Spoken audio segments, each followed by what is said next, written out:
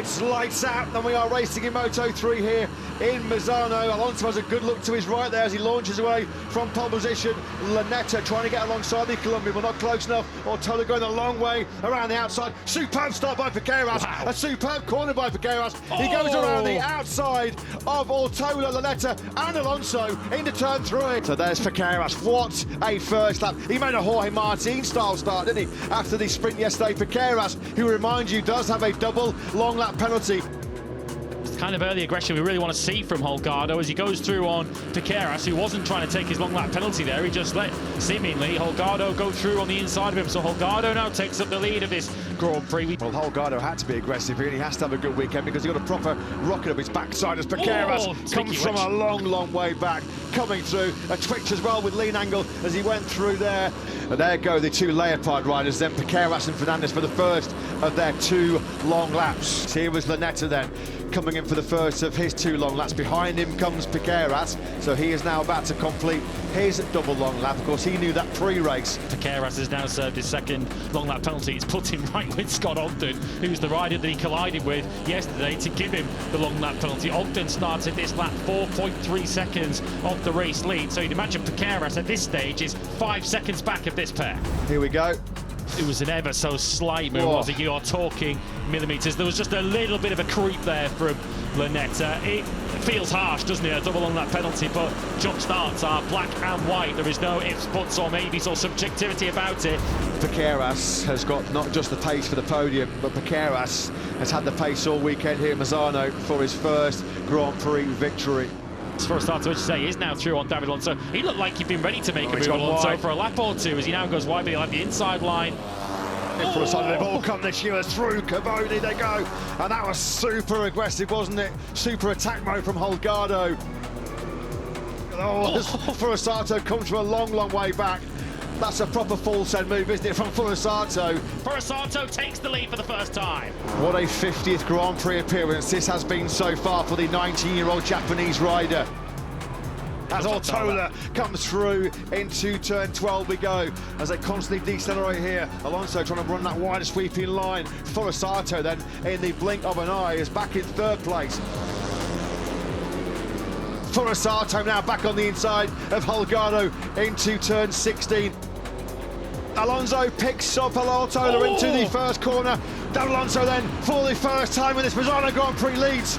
Furasato properly hangs Ortola out to dry as they go through turn 2. There you see it, look, as Furasato nearly ran into the back of Ortola and was just like, well, do you know what? I might as well just stick it up the inside and see if this works. He's now going for it on Furasato into Tremonto. Where do you look? You cannot. Well, this is just unbelievable. Piqueras goes side by side with Furasato out of Tremonto. Holgado back at the front. Oh, and Piqueras goes sideways on the inside of Furasato. He was out of control there. He just had to let the brake off. He parged his way through on Furasato. He nearly collected Furasato and then nearly collected Alonso, who was blissfully aware of all that unfolding behind him. Holgado leads into the first corner as Piqueras goes with the dive bomb. He pounced on Alonso into turn 1. Piqueras, he could win this Grand Prix after a double long lap. He's going to hit the front. He does hit the front. The Leopard Honda, as he got into 6th gear, just blitzes by. Holgado comes on the inside of Alonso, picks him up. Is that going to cost Alonso? Oh, contact. Holgado get him on the finish line. Over the line we go. Oh, it's Piqueras with a perler here in Misano after a double long lap penalty. He was over 4 seconds away from the lead group at one stage in that Grand Prix. It's lights out and we are racing in Moto2 in Misano. Tony Arbolino gets away well from pole position and slices his way to the right-hand side of the circuit. Speed up, and Cassini and Alonso Lopez does not complete the first lap. He's decked it in the Misano corner, and that Alonso Lopez, how damaging could that be for his world title aspiration? Here we go into the Misano corner, in between the 2 Grassini Calexes, and Lopez will not be taking a 3rd consecutive Misano podium. And as you say, given that the World Championship leader is way back in the pack, Alonso Lopez has missed a big opportunity there. Alonso Lopez did remount his damaged huge Bosca machine, and he's right at the back of the field, 2 laps down, but he's just set the fastest lap of the Grand Prix. Hard at that. This is a battle for 16th place. Denis Onchu and Sergio Garcia. The points positions have pulled a little clear of them as Onchu goes wide into 13 and a door left wide open for Sergio Garcia. Sergio Garcia did a personal best 36.3. Garcia is now quicker than the leaders, and he's about to take that final points position away from Ramirez. What is going on with the American racing duo? Ramirez has now gone past Roberts. He lost 4 or 5 places on that last lap. He went from 11th back to 15th. Roberts did a 39.7. He must have gone off the road somewhere. So the 2 American racing riders are now in the bottom 2 points positions, 14th and 15th. As Garcia now goes through on Joe Roberts, who doesn't look like he's got an awful lot to fight back with, although Garcia was too wide, having taken that title line into 2, so Roberts was able to reclaim that position, but Roberts is just going so much more slowly at the moment than Garcia. Garcia, who's now passed both American racing riders on this lap, he's also through on Ramirez, and he's now straight through on Iimu Sasaki, so 0 points becomes 1, becomes 2, now becomes 3 World Championship points. His full focus. He's trying to seize the lead here in Misano, a lead which he held for, what, a millisecond. He lunged on the inside of Aaron Canet.